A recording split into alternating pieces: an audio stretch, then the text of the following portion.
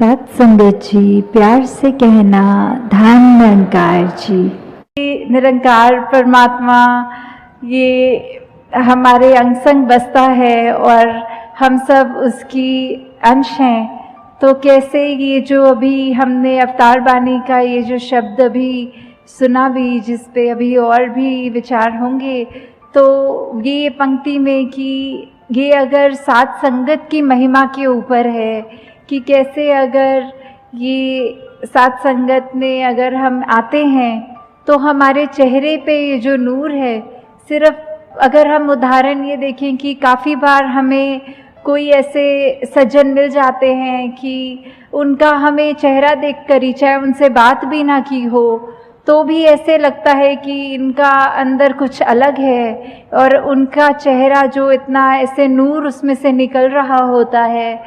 तो वो जो है बात की कैसे सात संगत की ही महिमा है कि किस तरह अगर हम संगत आते हैं, जो सारे यहाँ ये अमोलक वचन सुनने को मिलते हैं, तो वो जब हम अपने जीवन में उतारते हैं, वो एक एक शब्द को एक एक कर्म में ढालते हुए, तो अपने आप वो जो मन में चैन आता है, ये चेहरे पे एक सहज भाव होने की वजह से एक ये जो नूर आता है कि हर पल ये जो आनंद की अवस्था होती है उसको प्राप्त कर लेते हैं। हाँ जी। साध दी संगत कर ले बंदे, मैल दिलां दी दूर करे। तो यही जो सात संगत में हमारी सिखलाई होती है, हमारे को सिखाते हैं कि मन में हमें किसी के लिए भी एक ऐसे भाव नहीं रखने जो पहले तो हमारे ही मन को दूषित करेंगे, और बाद में जो हम भाव रखते हैं दूसरे के लिए, तो उस तक भी पहुंचने पर वो इतना उसका इम्पैक्ट जो होता है कि अपना मन तो गंदा किया ही, उसको वो शब्द भी कड़वे बोले और आगे उसको भी वो जो सुनने वाला है आगे व्यक्ति, उसके ऊपर भी वो जो उसके मन को बाद में ठेस पहुंचेगी। तो हम जितना संगत में आएंगे ये हम इन कमियों से दूर उतना रहेंगे। हाँ जी। साध दी संगत कर ले बंदे, दुख दलिदर होवन दूर। ये जिंदगी में ये जब अब तक हमारा जीवन है, ये उतराई चढ़ाई तो आती ही रहनी है, तो फिर ऐसा क्यों कहा जा रहा है कि दुख दूर होगा?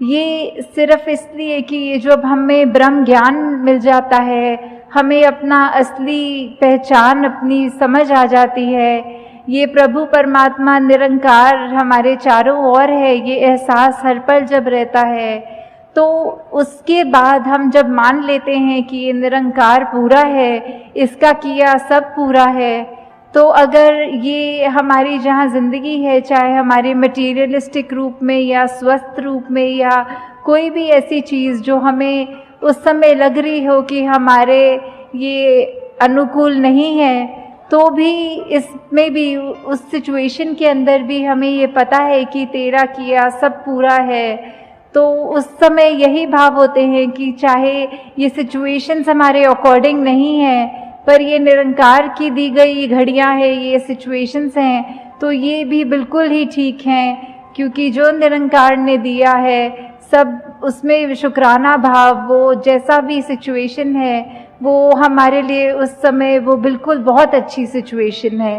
हाँ जी। साध दी संगत कर ले बंदे, जांदा रहेगा मान गरूर।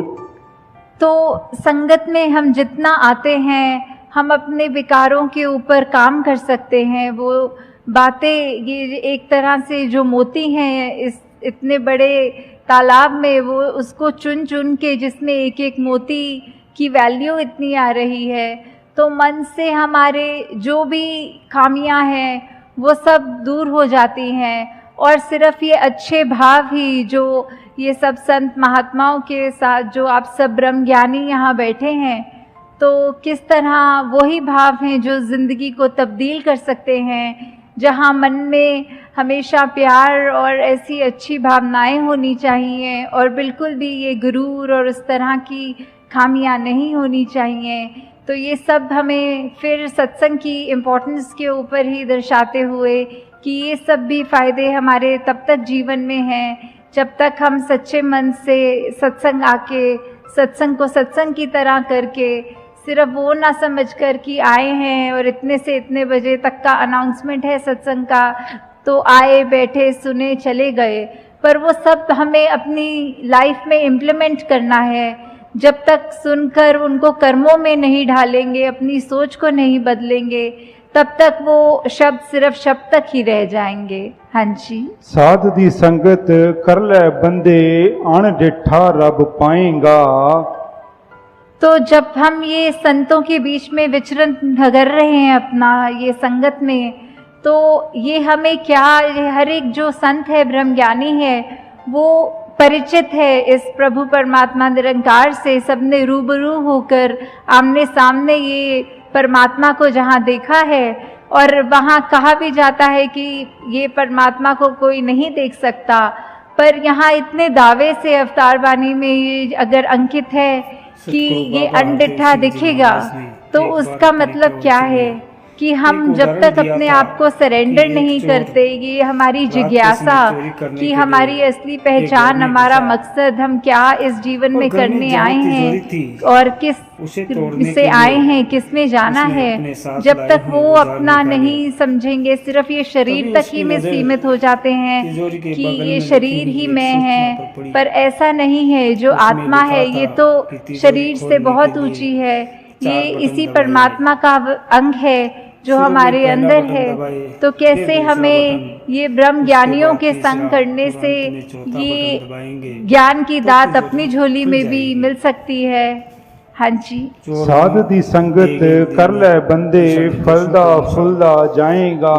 बटन दबाता चला गया। तो ये फलदा फुलदा का भाव जो होता है कि कैसे हम खुशी हर समय की वो ले सकते हैं, कि अगर कुछ ऐसा भी है जो हमारे को ठीक नहीं लग रहा, हमारा मन परेशान होने की बजाय उस घड़ियों में भी कैसे खुशी ढूंढे, तो ये सब तभी है जब हमारे मन में वो कामनेस होगी, हमारे मन में ये सिर्फ अपने आप को सेल्फ फोकस्ड रख के कि हमने सत्संग आना है, अपना सुधार करना है, दूसरों की कमियों पे उंगली नहीं, उनकी कमी नहीं देखनी, बल्कि अपने आप को देखना है। तो ये हम तब तक ही प्रफुल्लित होंगे जब तक हम ये सत्संग सुनकर अपने अंदर ही वो भावों के अंदर उजाला पैदा करें। जी। साध दी संगत कर ले बंदे पीवेंगा तू अमृत रस।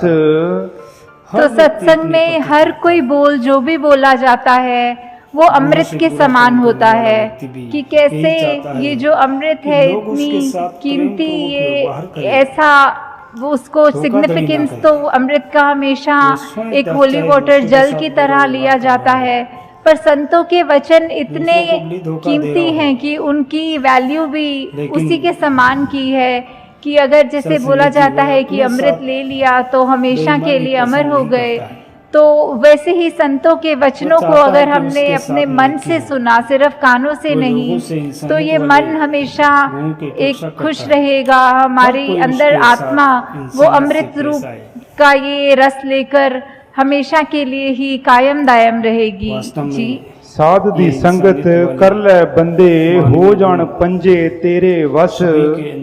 तो ये पंजे, ये पांच वो जो हम सुनते हैं कि ये इंद्रियां होती हैं, काम क्रोध मोह लोभ अहंकार, तो ये पांच हमारे ऊपर कैसे कभी कभी हावी हो जाती हैं।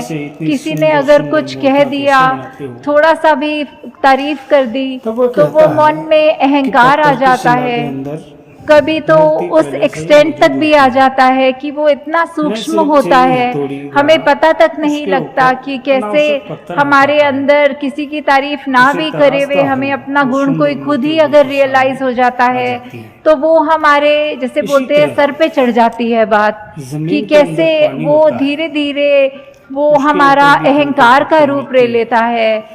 वैसे ही अगर किसी ने कुछ अगर बोल दिया जो हमें पसंद नहीं आई बात, तो हमारा मन कैसे क्रोधित हो जाता है।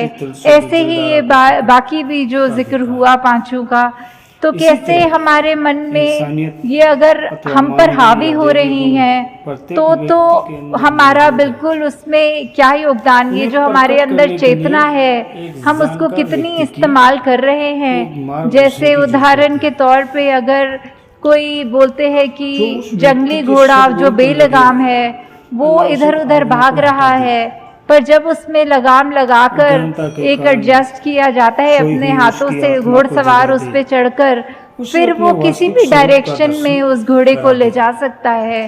तो वह वैसे जानकार ही व्यक्ति हमने अंदर ये चाहे कितने कोई साधारण इमोशंस हैं मनुष्य ये न हम होकर फील करते हैं, पर निराकार हमने प्रभु की इन साकार इमोशंस सत्ता के बस में नहीं सतगुरु होना, होता है। इन इमोशंस ब्रह्म को का अपने सतगुरु कंट्रोल में रखना है। मनुष्य को और ये सत्य तभी हो चितावनी सकता है जब छोड़ हमें हर पल ये एहसास परमात्मा हो के दीदार कि ये कराता है। निरंकार हमारे अंग-संग जिसके हमेशा हैं।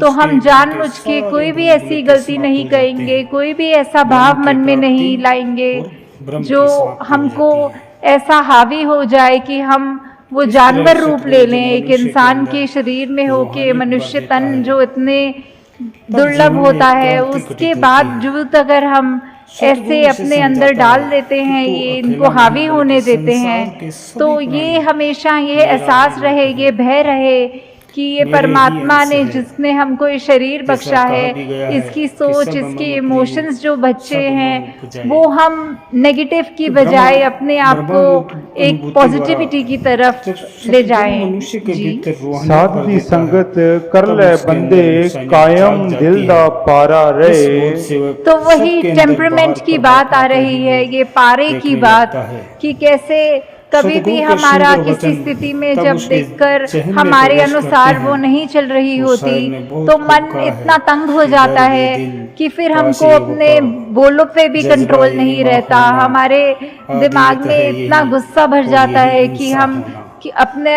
बिल्कुल चैन गवा देते हैं और दूसरों को भी कठोर वचन बोल देते हैं। तो इस पारे को कैसे कंट्रोल करना है, वो जो सहज भाव की बात की, चाहे ये बैलेंस्ड अप्रोच हो एकदम की स्थिति, वही बात जैसे पहले भी दासी कह रही थी कि कोई भी घटना हो रही हो हमारे साथ, कैसी भी सिचुएशन हो, तो भी एक रस ये अपने आप को बिठाकर कि मन में कि कोई बात नहीं, हमें दुख में बहुत दुखी नहीं होना और सुख में बहुत खुशी नहीं लेनी। तो किस तरह ये अपने आप को कंट्रोल की बात नहीं है, ये वो अवस्था का जिक्र हो रहा है कि सहजता, जैसे एक नदी है वो अपने आगे अगर पत्थर भी आ रहे हैं तो अपने आप को ऐसे वो पानी टर्न कर लेता है कि ऑब्स्ट्रक्शंस हैं, पर पता है कि बहना तो नीचे की तरफ ही है, ये विनम्र होकर बहना है, वो उसका एक पाथ है।